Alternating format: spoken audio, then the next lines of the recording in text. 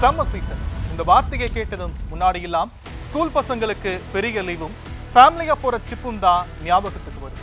ஆனா இப்போல்லாம் மயக்கம் வர அளவுக்கு அடிக்கிற வெயில் தான் ஞாபகத்துக்கு வருது.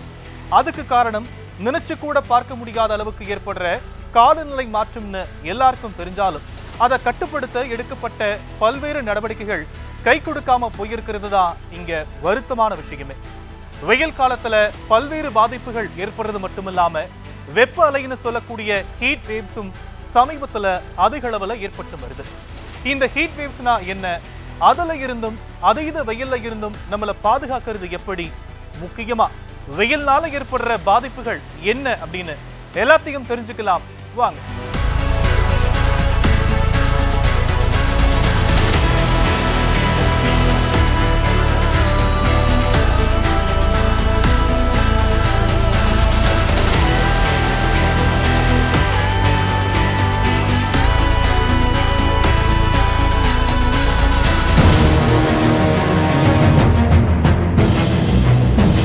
பொதுவா மார்ச்ல இருந்து மே மாசம் வரைக்கும் இந்தியாவில் கோடை காலமா பார்க்கப்படுற நிலையில சமீபத்தில் ஏற்பட்ட காலநிலை மாற்றம் புவி வெப்பமயமாதலுடைய விளைவா மார்ச் மாசம் தொடங்கி ஜூன் வரைக்கும் வெயில் காலமா இந்தியாவில் கருதப்படுது. இந்த நிலையில இப்போ 2025 ஏப்ரல்ல இருந்து ஜூன் வரைக்கும் இயல்பு விட வெப்பம் அதிகமாக இருக்கும்னு இந்திய வானிலை ஆய்வு மையமான IMD கணிச்சிருக்கிறது. கோடை காலத்தை பத்தின கவலைய மக்கள் மத்தியில அதிகரிச்சிருக்கு. வழக்கமா இந்தியாவில் பதிவாகிற 4 முதல் 7 வெப்பலை நாட்களை விட 2 முதல் 4 நாட்கள் வரைக்கும் கூடுதலா வெப்பலை இருக்கும்னு தெரிவிச்சிருக்காங்க IMD.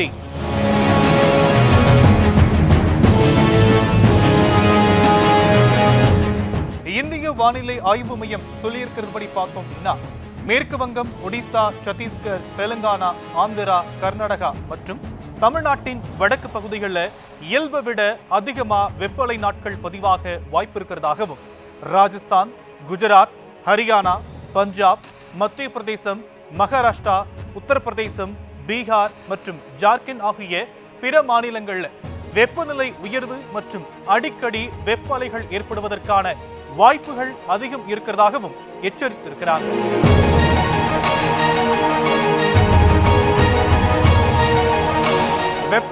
வெப்ப அலைன்னு சொல்றீங்களே அப்படின்னா என்னன்னு தானே கேட்குறீங்க. சாதாரண டெம்பரேச்சரை விட கூடுதலா 3 டிகிரி செல்சியஸ் வெப்பம் அதிகரிச்சு தொடர்ந்து 3 இல்லைனா அதுக்கும் அதிகமான நாட்கள் வெப்பநிலை நீடிக்கிறது தான் வெப்ப அலைன்னு சொல்றாங்க ஆய்வாளர்கள்.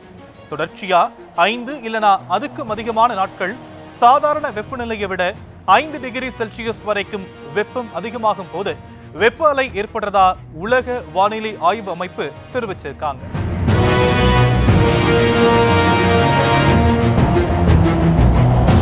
குறைந்த மழை, காற்று மாசுபாடு, மரம் வெட்டுதல், நீர்நிலைகள் ஆக்கிரமிப்பு, புவி வெப்பமயமாதல் போன்ற காரணங்களால வெப்ப அலை ஏற்படுது அப்படின்னும், இயற்கையை அதிக அளவுல மனிதர்கள் அழிக்கிறதுனால காலநிலை மாற்றம் சுட்டரிக்கிற வெயிலாகவும் கொட்டி தீர்க்கும் மழையாகவும் பெருக்கெடுத்து போற வெள்ளமாகவும் மனிதர்களாகிய நமக்கு பெரும் பாதிப்புகளா திருப்பி தரும்னு சொல்றாங்க சூழலியல் ஆய்வாளர்கள்.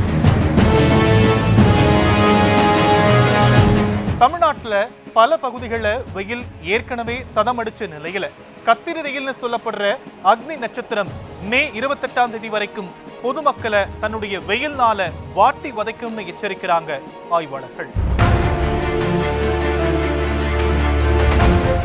அதே மாதிரி வெப்ப அலை சமயத்துல மதியம் 12 மணியில இருந்து 3 மணி வரைக்கும் வெயில்ல பயணிக்கிறத தவிர்க்கிறது நல்லது அப்படின்னும், அதீத வெயில் மற்றும் வெப்ப அலை சமயத்துல உயிருக்கே ஆபத்தான ஹீட் ஸ்ட்ரோக்னு சொல்லப்படுற வெப்ப பக்கவாதம் ஏற்படுற அபாயம் இருக்கிறதா சொல்றாங்க மருத்துவர்கள்.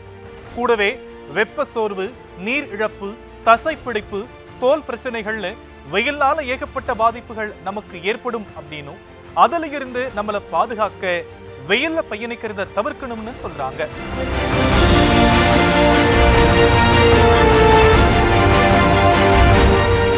தாகமே இல்லைனாலும் அடிக்கடி தண்ணீர் குடிக்கிறது, நீர் சத்து அதிகம் இருக்கும் பழங்கள் மற்றும் நார் சத்து அதிகம் இருக்கும் உணவுகளை எடுத்துக்கணும் அப்படின்னு மருத்துவர்கள் அறிவுறுத்துறாங்க.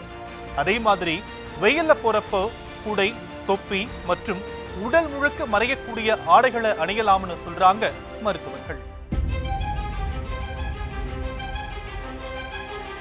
வெயில் ஒரு பக்கம் சுட்டெரிக்கும் அதே சமயத்துல கோடை மழையும் இயல்பை விட அதிகமா பெய்யக்கூடும்னு தெரிவிச்சிருக்காங்க IMD. இது 14 ஆண்டுகள்ல இல்லாத அளவுக்கு 2024ல 536 வெப்ப அலைகள் பதிவாகி இருந்துச்சு. 2024ல ஏப்ரல் 5ஆம் தேதி தான் நாட்டினுடைய முதல் வெப்ப அலை ஒடிசாவில பதிவாகி இருந்துச்சு. ஆனா 2025ல கொங்கன் மற்றும் கடலோர கர்நாடகாவில பிப்ரவரி 27, 28ஆம் தேதியிலேயே வெப்ப அலைகள் ஏற்பட்டு இருக்கிறது பெரும் அச்சத்தை உருவாக்கி இருக்கு. இயற்கையை தங்களுடைய தேவைக்காக மனிதர்கள் அதிக அளவுல பயன்படுத்திக்கிட்டதுனால தான் இப்படி பல்வேறு பாதிப்புகளை இயற்கை மனிதர்களுக்கு திருப்பி தருதுன்னு சுற்றுச்சூழல் ஆர்வலர்கள் கருத்துக்களை முன்வைக்கும் அதே சமயம் இயற்கையை சேதப்படுத்தாமலும் இயற்கையோடு ஒன்றி வாழவும் மனிதர்கள் பழகிக்கணும்னு சொல்லப்படுது.